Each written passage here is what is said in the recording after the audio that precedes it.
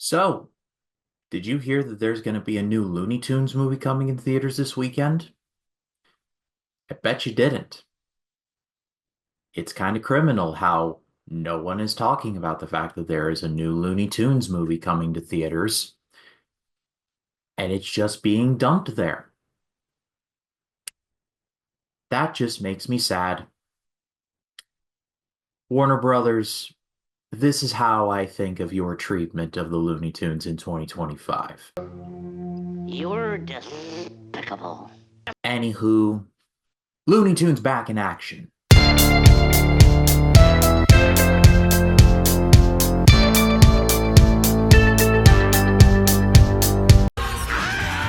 Looney Tunes back in action. Hello everyone, my name is Ryan Cam, and Looney Tunes Back in Action is better than you remember. This was directed by Joe Dante. Yes, him, and the movie starred Brendan Fraser, Steve Martin, and the Looney Tunes. And Jenna Elfman's there too. Bugs Bunny and Daffy Duck are fired by Warner Brothers.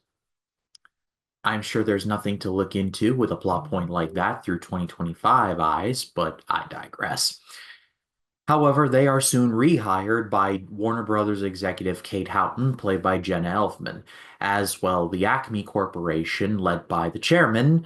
No, not that one. This one, played by Steve Martin, is looking to use a rare gem called the Blue Monkey to turn everyone subservient.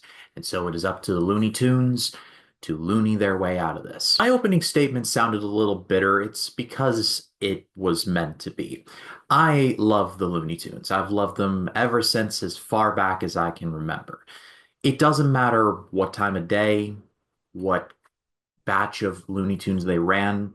If there was a Looney Tunes marathon going on like Boomerang or Cartoon Network or something like that, I was stopping and I was watching. Even though I've seen Duck Amuck way too many times, I would still watch it anyway. And Looney Tunes Back in Action, as of this recording, is the last Looney Tunes movie to be released in theaters. And if Space Jam 2 is any indication, it's probably going to stay that way. Let us all hang our heads in shame. I've always loved Looney Tunes Back in Action. It holds a very soft place in my heart. I think I was just probably the right age for it, combined with my love of Looney Tunes generally. I recognize the movie is not perfect. I do have my issues with it, but just in general, this movie makes me smile and make no mistake. And director Joe Dante wanted to make this movie as a tribute to Chuck Jones, who is a legendary animator, animated a lot of the classic Looney Tunes shorts, and he wanted to make this as a tribute to him. However, Warner Brothers had to meddle and basically try and make it relevant by shoving in references that nobody got. Joe Dante has gone on record saying he hated making this movie. He said something to the effect of this was the longest year and a half of his life, which is a bit of a shame because when it's just focused on the Looney Tunes, Joe Dante understood the assignment. When it's just focused on Bugs, Daffy, I'll even throw in Steve Martin as the chairman, like Wile E. Coyote, Yosemite Sam, those guys. When it's just focused on Looney Tunes stuff and whatever they're doing, this movie's brilliant. The stuff in Vegas where Yosemite Sam is playing Brendan Fraser's character in a game of blackjack and Foghorn Leghorn is the dealer and Fraser's getting lucky every single time and Yosemite Sam is getting more and more exacerbated until he's like, no, no, no, hit me, Brag Nabbit. And Foghorn Leghorn's like, wham, and he hits him with a mallet. He's like, he's the boss. Bugs and Daffy are really good here. I mean, they're Bugs and Daffy, so of course. But that would have been so easily messed up in the wrong hands, but their rapport is just excellent. Like, I love the scene in the desert where the two are talking, and then Daffy's like painting this whole big picture of this scenario in which they die. And then Bugs ends it with, and your tail's on fire. And Daffy's like, exactly. And Bugs is like, no, no, no, seriously, your tail is on fire. And Duffy realizes it and he flies off and he does his thing. Best scene in the movie, hands down, is when Daffy and Bugs are being chased by Elmer Fudd through the Louvre. And this scene is brilliant because wherever they're going from painting to painting in the Louvre, and they have to match the style of the painting that they're in. So, like, say, they're in the one with the melting clocks, they slowly start to melt, and Elmer Fudd's slowly going, "Stop or I'll fire," and it's like slow motion like that. Then they go into Edvard Munch's The Scream painting, and Elmer Fudd reenacts the Scream in a nice little moment, and then they defeat Elmer by literally blowing him away. Like literally, like he turns into pixels because the last painting they enter is like a pixel kind of art.